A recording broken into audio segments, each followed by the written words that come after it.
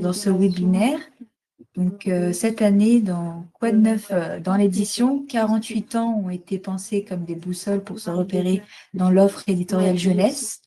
Plusieurs axes du pont seront à l'honneur aujourd'hui.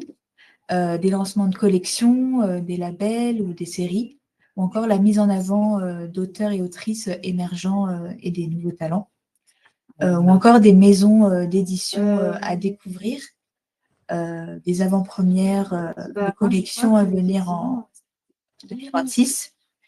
Et donc, du coup, vous pouvez retrouver ce webinaire en replay, voilà, à la fin de sa diffusion sur la plateforme Weassembly. Et ces webinaires se déroulent dans le cadre de la 41e édition du Salon du Livre et de la presse jeunesse qui se déroulera au Paris Montreuil Expo du mercredi 26 novembre au lundi 1er décembre et qui accueillera plus de 400 exposants autour de la thématique de l'art de l'autre, explorant la question de l'empathie. Donc, le titre de ce webinaire, c'est Découvrez Môme, la nouvelle collection d'albums de Bayard Jeunesse créée pour et avec les enfants. Donc, la thématique, c'est le lancement de collection. Et du coup, je laisse les intervenantes en parler un peu plus. C'est à vous. Bonjour à toutes et toutes, nous sommes ravis d'être avec vous ce soir pour le webinaire MOM. Je vous présente Anne-Sophie Congar, qui est directrice éditoriale de la petite enfance chez Bayard Jeunesse. Bonjour. Et Agnès Lechat, qui est l'éditrice notamment des albums MOM que nous allons vous présenter ce soir. Bonsoir. Voilà. Alors, nous allons commencer par toi, ma chère Anne-Sophie. J'aimerais bien que tu reviennes un peu sur ce qui t'a donné l'envie de créer cette collection MOM. Alors, bonsoir à toutes et à tous. Bayard Jeunesse, c'est de la presse et c'est de l'édition. Et chez Bayard Jeunesse, depuis plus de 50 ans maintenant, nous nous adressons aux enfants à travers des magazines, notamment comme Pomme d'Api ou Les Belles Histoires. Et il nous semblait important de continuer dans cette tradition, ce que Bayard Jeunesse faisait aussi à l'édition depuis plusieurs années maintenant, en publiant des albums. Mais on souhaitait vraiment encore plus marquer le coup et revendiquer ce travail pour les enfants que nous menons quotidiennement, donc à la presse comme à l'édition. Et on a voulu créer une collection d'albums pensés pour les enfants. Alors, ça veut dire quoi, des albums pensés pour les enfants?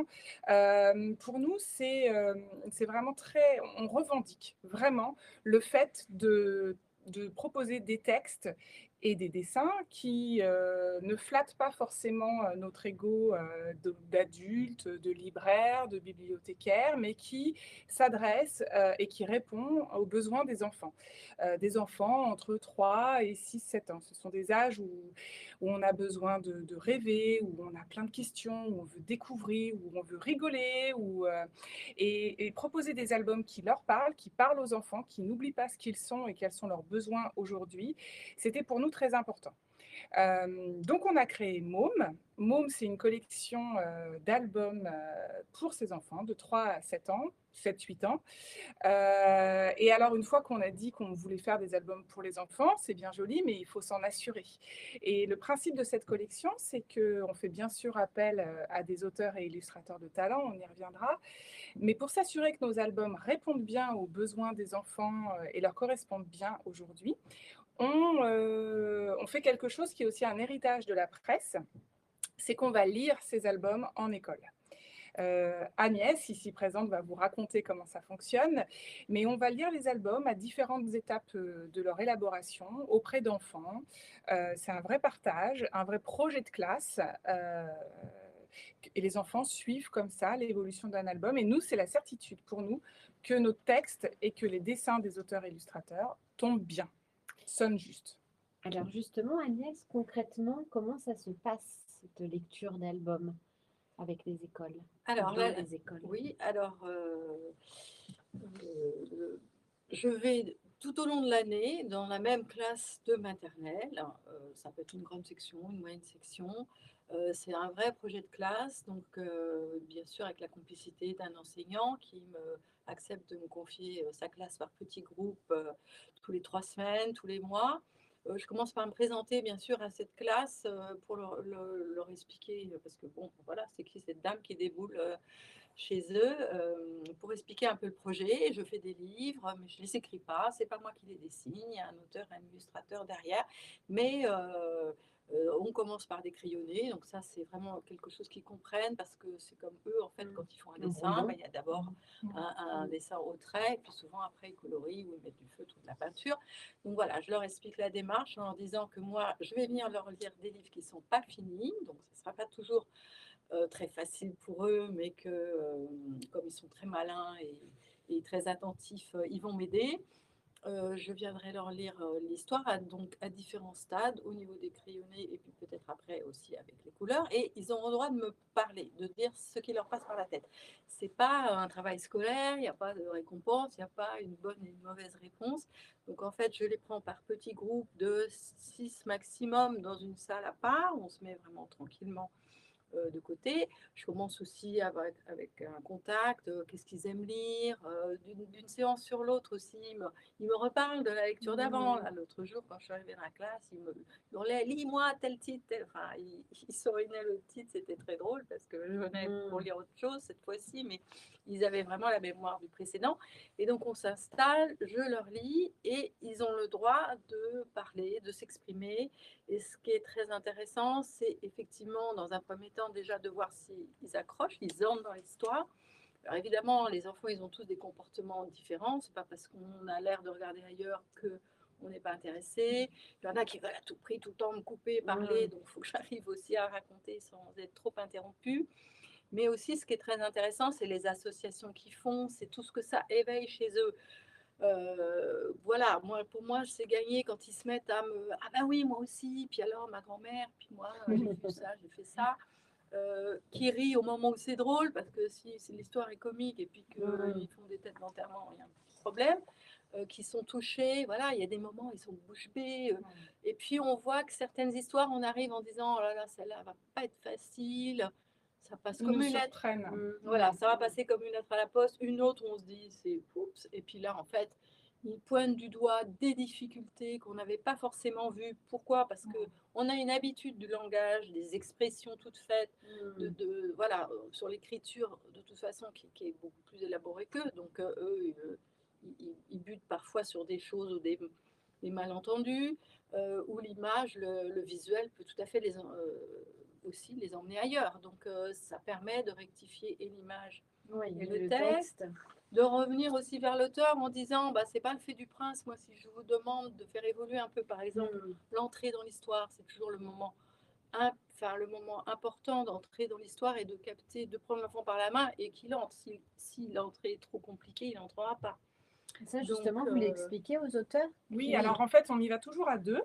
Quand Agnès lit, moi, on y était la semaine dernière, moi je prends des notes. Et quand on se rend compte qu'il y a un nœud, qui peut être au niveau du texte ou au niveau du dessin, on en parle aux auteurs. Et en fait, eux, ils sont d'abord très contents d'avoir des retours, déjà. D'avoir éprouvé l'histoire sur le terrain. Sur le terrain. La plupart du temps, c'est quand même une partie de rigolade et c'est quand même très souvent une vraie partie de plaisir. Oui, voilà, il n'y a jamais eu de... Vous restez combien de temps, en gros, dans la... 1 heure, 1h30, mais on prend plusieurs groupes, donc on a le temps de tester pas mal de choses. Et puis l'auteur, si je lui dis qu'il y a un problème à tel endroit, c'est pas moi qui le décide non plus. Enfin, je l'ai bien vu, quoi. Ils l'entendent tout à fait, ils sont vraiment d'accord pour. Et surtout, il y a eu à aucun moment, on va vous raconter plus en détail, mais il n'y a jamais eu, c'est pas du tout un nivellement par le bas. On n'est jamais revenu en disant à l'auteur, ils n'ont pas compris, donc il faut qu'on change tout le vocabulaire, ou pas du tout, pas du tout. On a bien conscience qu'un album, c'est aussi fait pour surprendre, pour étonner, pour découvrir, donc l'idée, c'est pas du tout, voilà, de leur apporter tout cru quelque chose. Il faut qu'ils rentrent dedans, mais quand on sent qu'il y a vraiment quelque chose qui bloque complètement, et bien là, on y réfléchit, on trouve d'autres moyens d'obtenir le même résultat. Pour les auteurs, c'est enrichissant. C'est un travail vraiment enrichissant et c'est pas du tout... très content d'avoir des retours.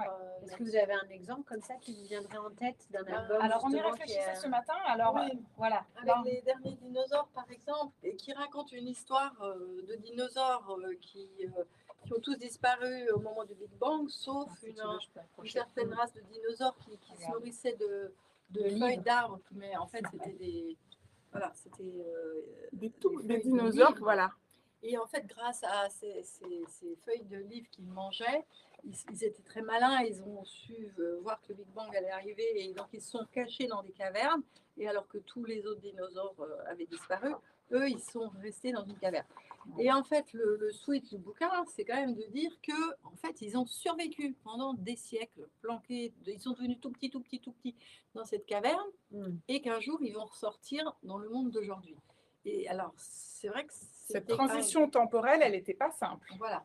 Et donc, on a vraiment travaillé l'image pour que, par exemple, au page de gauche, on les voit dans la caverne, et qu'on négocie la sortie à côté d'une chaussure à talons et une roue de voiture qui dit bien qu'on est dans... Exactement. Et on a décidé de le travailler en frontal, c'est-à-dire qu'il n'y a pas de tourne, on ne tourne pas la page, parce qu'à tourner la page, du coup, ils n'avaient pas les deux images en comparaison, et ça rendait cette transition un peu difficile. Donc voilà, typiquement, c'est en allant en école qu'on s'est rendu compte que cette transition, elle n'était pas simple, et on est revenu auprès de l'illustrateur en lui disant, faudrait du coup qu'on la travaille sur le même plan.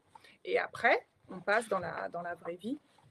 Et on vous laissera découvrir la chute de l'histoire. Mais ces dinosaures, du coup, ils prennent leurs aises dans le monde d'aujourd'hui. Donc voilà, ces retours d'école, ils sont toujours très riches. Ils appauvrissent pas le texte.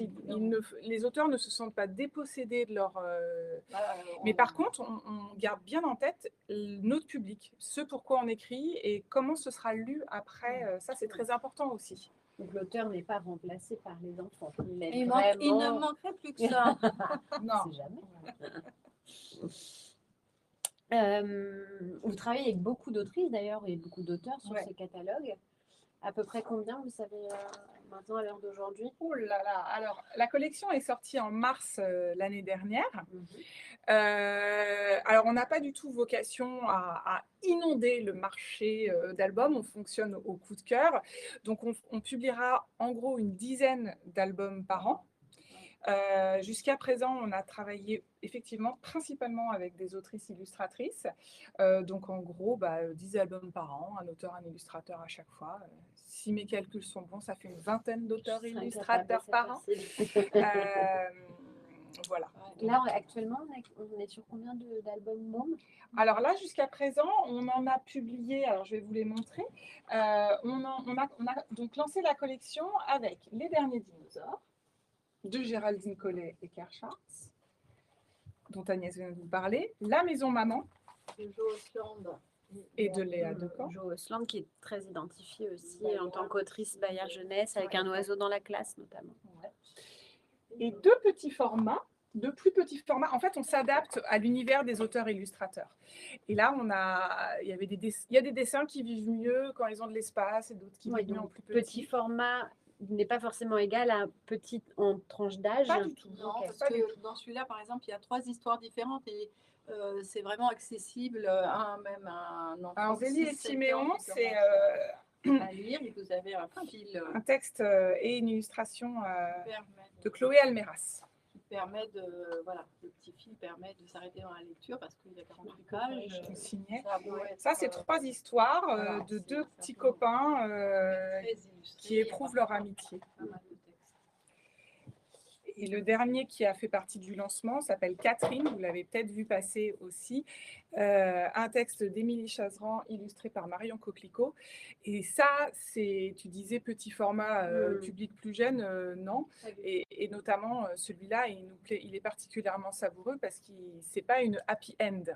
C'est une histoire qui est vraiment savoureuse et la morale est plus riche qu'il n'y paraît. Donc voilà. Mais c'est vrai que cette façon de construire des albums avec les auteurs-illustrateurs, c'est un savoir-faire qu'on a chez Bayard Jeunesse et qui est un savoir-faire assez particulier parce que créer un album et lire un album, en tout cas, c'est une expérience c'est une expérience extraordinaire, à ne pas louper. Donc vraiment un grand qui lit à un petit qui ne sait pas lire. Donc il y a l'enfant qui plonge dans les images pendant que le grand lui lit.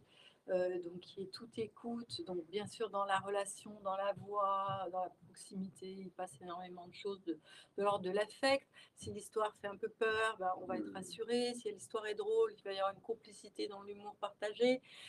Donc c'est très très important. Nous, on a toujours en tête que l'adulte qui lit, bah, faut pas qu'il s'embête non plus, il faut que ça le touche, que ça lui parle. Donc on glisse parfois des choses qui vont lui parler peut-être un peu plus qu'à l'enfant ou des petits clins d'œil qui vont l'amuser. Oui, quand on doit lire 25 fois l'histoire du Oui, soir, voilà. c'est et pour toujours bien lire, agréable. il faut y prendre du plaisir Oui, aussi. C'est très important aussi. Moi, même en tant que parent, j'avais horreur qu'on mette dans ma bouche des mots ou des trucs qui me semblaient un peu tendancieux. Donc, on fait vraiment attention à- à réfléchir à ça.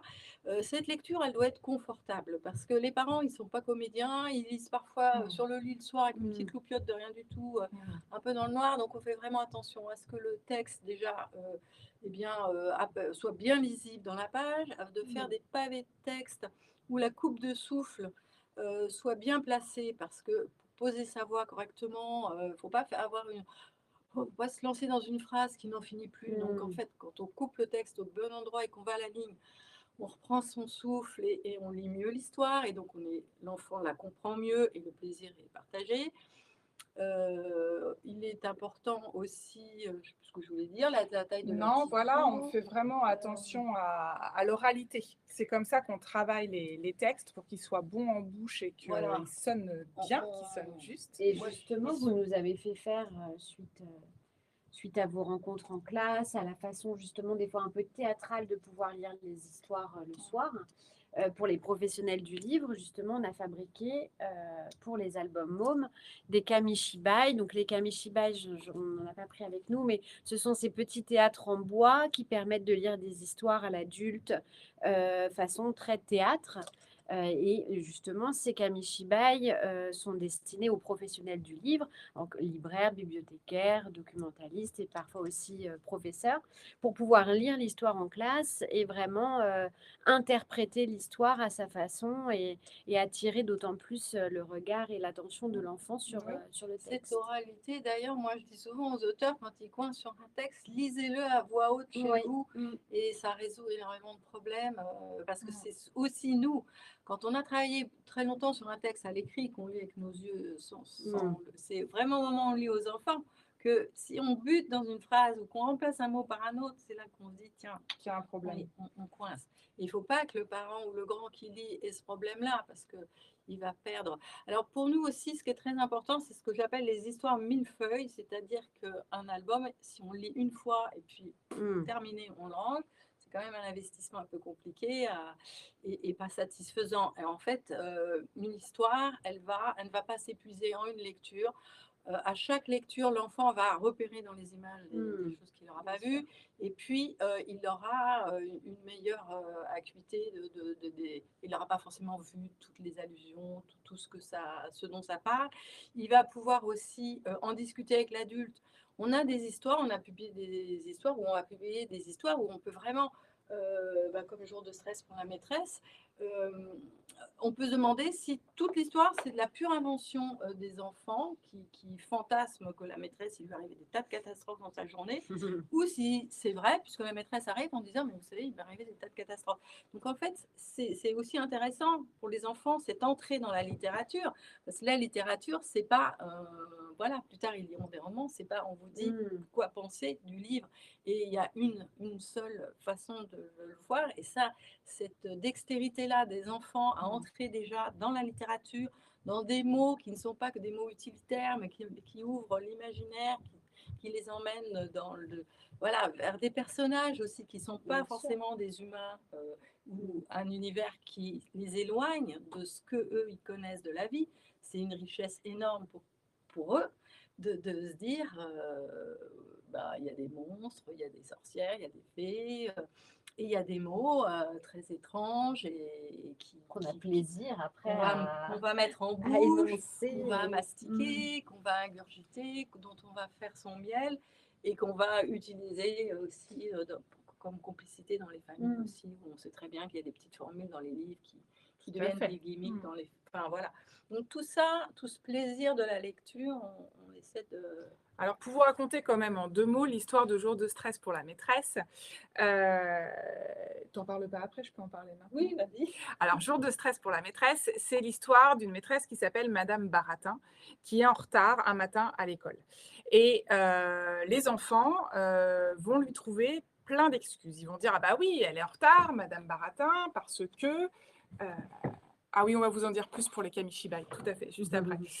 Madame Baratin est en retard parce que ce matin, quand elle s'est réveillée, pas de bol, il y avait un boa qui prenait son bain dans sa baignoire. Bon, et après, quand elle est arrivée dans la cuisine pour petit déjeuner, il y avait un ogre qui était là et qui était en train de manger dans la cuisine, etc., etc. Elle va même rencontrer le président de la République qui ne veut plus travailler et qu'elle va devoir raccompagner à l'Élysée.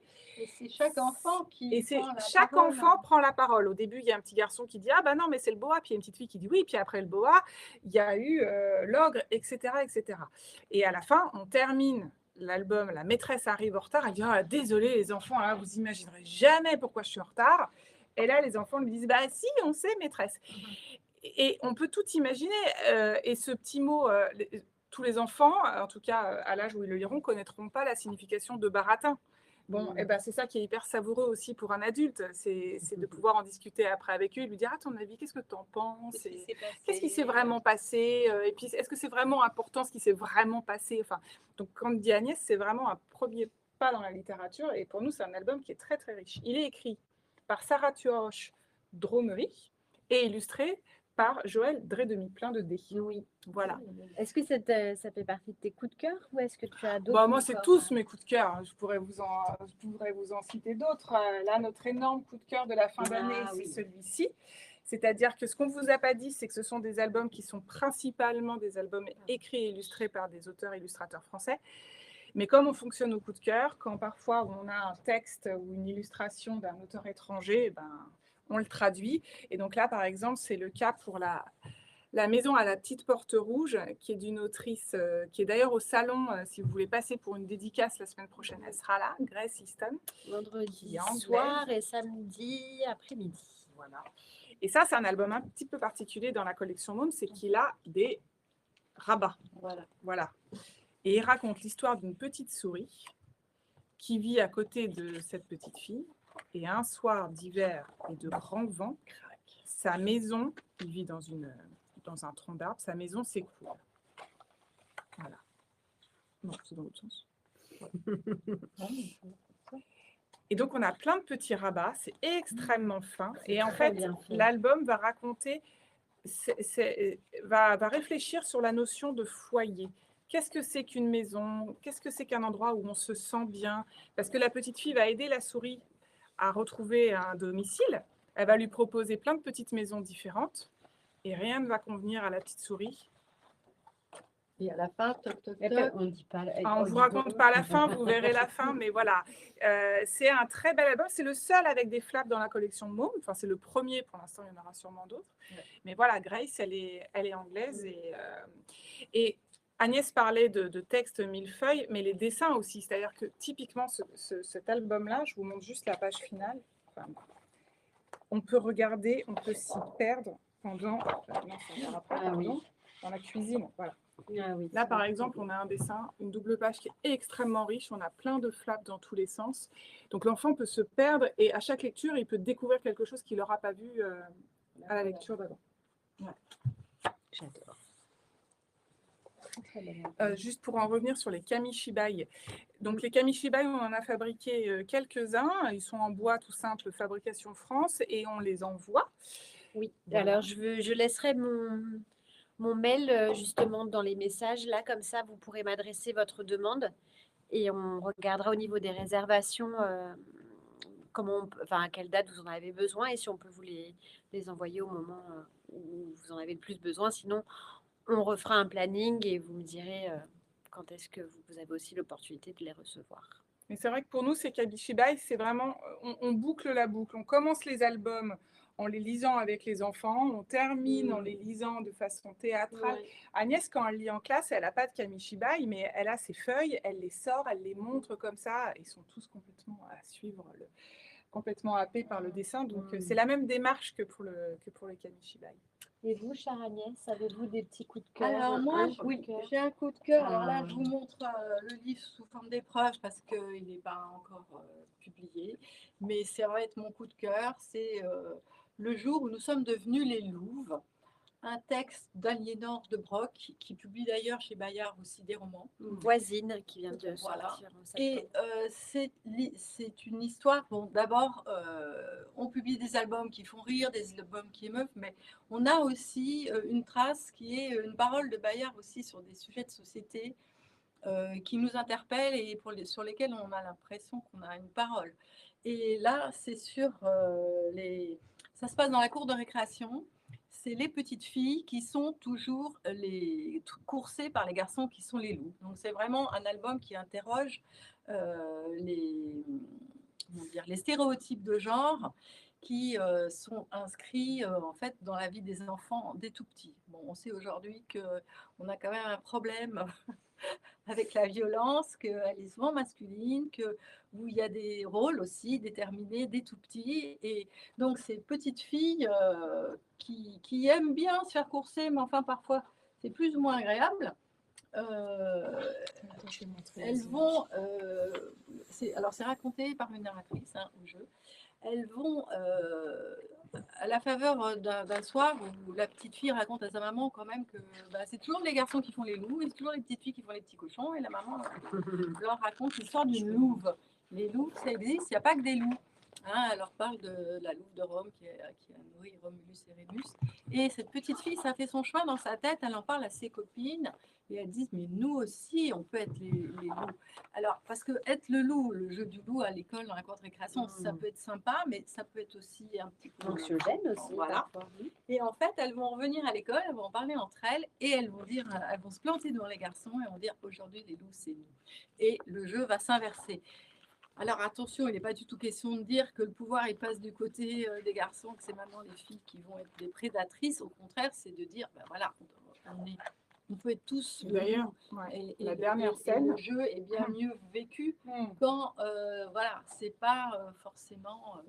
La dernière scène montre des garçons qui courent après des filles qui courent après les garçons. En tout cas, il y a un équilibre. En toute liberté, voilà. Et puis voilà, dans le consentement justement de ces rôles-là. Il y a un travail au crayon de couleur extraordinaire d'Edith Chambon. Ouais. Je vous invite vraiment à le découvrir parce que je pense que ça va être un beau soutien pour des discussions aussi dans les bibliothèques, dans les classes, dans les familles, autour des stéréotypes de genre. Et c'est vrai qu'en école, très souvent, quand tu vas en école, les petits garçons disent « Moi, je cours très très vite. Moi, j'ai des chaussures qui courent très très vite. Moi, les petites filles, elles ne te disent pas ça. Alors j'ai elles une doivent petite Voilà. Elles aussi, elles ont. Mais c'est vrai que c'est souvent, ça revient souvent. Mais parce que le stéréotype, c'est pas eux qui l'ont créé. On leur donne, mais il y a un moment aussi où une prise de conscience peut faire évoluer les choses. Enfin, nous, on y croit et on pense que cet album c'est important. Il sortira en mars. En février, pardon. Oui, en février. Mais le 18 février, en amont de la journée pour des femmes en mars. Okay. Voilà. Super. Non, dans les coups de cœur, qu'on vous raconte un peu d'autres histoires. Ah oui, ça, c'est mon coup de cœur. Ouais. Alors, Panique à l'hôtel des insectes. Lui, il est déjà sorti en librairie il y a quelques semaines, de Catherine Simons et Thor Freeman. Alors, Panique à l'hôtel des insectes, moi, je l'aime bien. C'est pas un album pour les tout petits. Il a beaucoup d'humour, beaucoup de second degré. Ça raconte l'histoire d'une abeille solitaire qui s'appelle Bertrand. Bertrand, c'est une abeille solitaire qui veut passer du bon temps. Il ne pique pas. Il ne pique pas.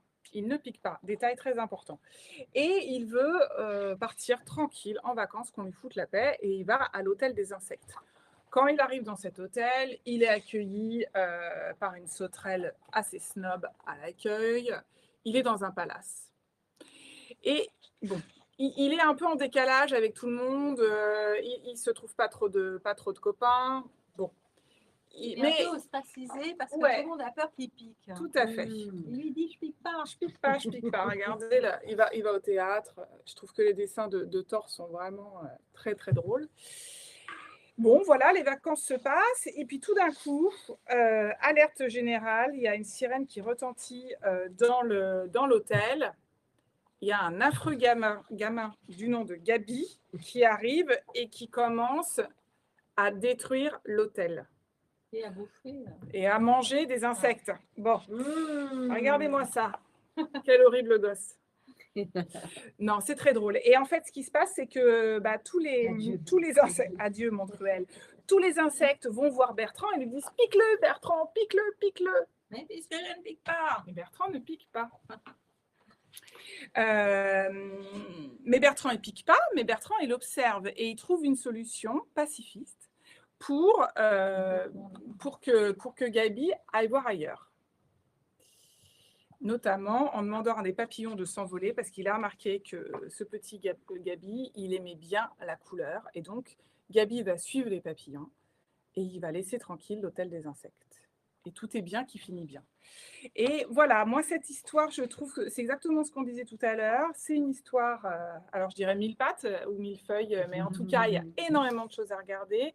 Le texte, il est très savoureux. C'est une traduction, on l'a très bien traduit et il est très bon en bouche. Et je pense qu'on peut prendre énormément de plaisir à le lire, à le relire. On a des gardes assez sympas avec tous les insectes.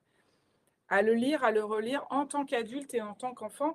Et moi, ce que je trouve très intéressant aussi dans la façon dont on travaille les albums, c'est vraiment de dire aux parents, c'est de réhabiliter la lecture avec son enfant, et pas que pour les plus petits, c'est-à-dire qu'on peut continuer et on doit, alors c'est pas un truc en plus sur la checklist à faire le soir quand on rentre à la maison, mais dans l'idéal, c'est un plaisir partagé, mais c'est pas parce que votre enfant sait lire et qu'il est en CE1 et que c'est bon, il sait lire tout seul, qu'on peut plus lui lire d'histoire. Surtout que celle-là, les Bien au adultes contraire. l'adorent. Hein. Les adultes l'adorent, et que l'enfant lise un peu tout seul, très bien, mais que l'adulte continue à avoir ce moment de partage avec son grand, avec des histoires un peu plus riches, un peu, voilà, avec différents niveaux de lecture, c'est pour nous, on le revendique très fort et c'est pour nous très important. Donc ce type d'album, comme Zélie et Siméon, dont on vous parlait tout à l'heure, Zélie et Siméon, ce qui est intéressant aussi, et on va faire d'autres albums qui seront un peu dans ce genre-là aussi, c'est qu'il y a des petites bulles. Oui. Et donc l'adulte peut lire, ça peut être une lecture à deux voix, l'adulte lit le texte et les enfants peuvent lire les bulles. Enfin, il y a plein de façons de lire l'album ensemble, même pour les un peu plus grands. Super. Qu'est-ce qu'on a d'autre? Est-ce que toi, tu veux parler de J'ai un cadeau pour toi ou de... Alors là, ici, on vous montre des albums dont certains qui ne sont pas encore sortis. Il était une fois un arbre, mais pas encore sorti, comme les loups, ils sortiront dans quelques temps. On fait aussi une politique d'auteur, hein. C'est important aussi de savoir qu'on va suivre un auteur, parce que j'y pense parce que là tu parles de Guilherme, on le suit. Voilà, ça fait Myriam aussi, on l'a suivi. Myriam Boss, qui est une néerlandaise, qui a créé 2 personnages, un écureuil et un renard, et qui ont chacun un caractère très spécifique. Le renard, il est dans l'intériorité, il ne veut pas qu'on l'emmerde, et la petite écureuil, elle ne tient pas en place, elle est tout le temps en train de courir, de le solliciter. Ils sont amis, mais de temps en temps, Auguste, il aimerait vraiment bien que Suzy lui fiche un peu la paix. Et elle crée des catastrophes, mais on est au 3e. Hein. Ouais. Elle n'arrête pas et c'est très savoureux. Et les gens s'identifient vraiment parce qu'en fait, c'est des archétypes. Ah bah, moi, je suis une Suzy ou moi, je suis un Auguste. Mais par contre, ce que l'histoire raconte aussi pour les enfants, et ça c'est très important, c'est que l'histoire dit on est différent, et pour autant on peut être amis. On n'a pas besoin d'être identique pour être amis. Ils se disputent, il y a des conflits. Quand on va en école, on se rend bien compte que les enfants en cours de récré, c'est pas toujours simple la cour de récréation. Et pour autant, savoir dépasser ses différences, savoir gérer ses conflits, verbaliser quand ça va pas, et voilà. Parce que bon, il y a dans Siméon, il y en a au début ils partent en boudant chacun de leur côté, mais si tout le monde va bouder sans s'expliquer et se dire pourquoi, ils font vraiment un chemin psychologique intéressant. Voilà, un autre album qu'on aime beaucoup, c'est Tristan, le petit fantôme de l'océan, qui est sorti là au mois de septembre, octobre, de Benoît Perrault. Une histoire de fantôme. Non, pas du tout. Une histoire très très singulière d'un fantôme qui vit sous les mers, au milieu des poissons et qui se sent vraiment différent. Et puis il va trouver un message dans une bouteille à la mer, et il va voler au secours d'une petite fille qui c'était échoué sur un tas d'immondices, donc ça parle aussi D'écologie. Voilà. Puis est-ce vraiment un Et, fantôme? et voilà, mais chut, chut, chut, chut. Nous On n'en vous dirons pas plus. dévoile les fins à chaque fois. Voilà. Oui, donc quand même des thèmes très actuels qui parlent non pas seulement aux parents, mais aussi aux enfants de la et, place de l'humain aussi au milieu des animaux. et puis qui peut aussi aider à prendre la parole. Enfin, quelque part, c'est pas toujours évident pour un enfant de mettre le point sur les problèmes qu'il a rencontrés lors de sa journée. Et c'est vrai que la lecture d'un des albums mômes aussi permet de mettre parfois le doigt sur un petit truc qui s'est pas bien passé. Oui, qu'on tout pourrait à fait. déverrouiller justement Tout à en fait. en parlant à l'aide d'un album. À travers tous ces albums, on parle de la place qu'on occupe dans le monde, des différences. On veut les aider à grandir. À Sur grandir l'emploi, en confiance et à trouver leur place dans la société de demain. Donc, tous ces albums, même s'ils parlent d'imaginaire, même s'ils partent de planètes complètement dingues, elles ont tout un message à porter. Et même les derniers dinosaures, ça raconte l'histoire de dinosaures qui s'évadent à travers la lecture et du bonheur qu'on peut trouver dans la littérature, dans les bibliothèques. Donc, tous ces albums délivrent des messages qui, pour nous, sont essentiels pour grandir en confiance, être bien dans le monde d'aujourd'hui. Des histoires qui ont du sens et Tout à qui ne fait. s'épuisent pas en une fois. Voilà. Eh ben, merci beaucoup, mesdames. En tout cas, ça donne très envie. Donc, Ça, à suivre des avec albums. d'autres, voilà, comme on vous disait, environ 10 titres par an. Et donc, l'année prochaine, vous en voyez déjà 2 avec Il était une fois un arbre qui est devenu un livre. Et Le jour où nous sommes devenus les louves, qui sont 2 publications. Du coup, 10 de l'année titres prochaine. égale 5 petits formats, 5 grands Pas du formats, tout. pas du tout. Pas du tout. Non, non, À c'est- chaque projet, on réfléchit avec l'auteur et réflexion. l'illustrateur. Tout à fait. Je crois que vous n'aviez pas de questions hormis celle du prêt du Kamishibai. Donc effectivement, ce sont des prêts. Nous en avons 5 de disponibles, donc nous les alternons entre vous. Le transport est à notre charge, donc vous ne payez ni l'aller ni le retour. Voilà. Et c'est des prêts d'à peu près 15 jours. Et les textes qui sont déjà imprimés pour le Kamishibai, c'est On la a maison- Zélie et Siméon, La Maison Catherine, Maman. la maison maman. et les derniers Et dinosaures. j'ai un cadeau pour J'ai un toi. cadeau pour Ouais. toi. Voilà. Voilà, et puis bien sûr, en fonction des titres qui paraissent, on refera des histoires à intégrer à ce Kamishibai. Voilà, j'espère que vous avez passé un bon moment, qu'on vous a fait découvrir cette sublime collection. N'oubliez pas donc effectivement que Grace Easton sera sur le Salon du Livre de Montreuil, Oui, Marion ainsi que Marion Coquelicot. Non, Jo Jo Osland Osland, sera le là. lundi justement pour la journée des professionnels. Donc, n'hésitez pas à passer nous voir et à nous poser toutes les questions. Et surtout à vous faire dédicacer des albums aussi, parce que ça peut être très sympa. Ouais, un beau cadeau de Noël. Voilà. Merci beaucoup. Merci à vous toutes et tous. Passez une belle soirée. Merci beaucoup à vous pour votre intervention. Et voilà, c'est ici que s'achève le dernier webinaire. On vous retrouve voilà, au salon dès mercredi prochain. Voilà, tout le programme est sur le site slpj.fr. Merci à tous. Merci Au à revoir. vous. Bonne soirée. Bonne soirée.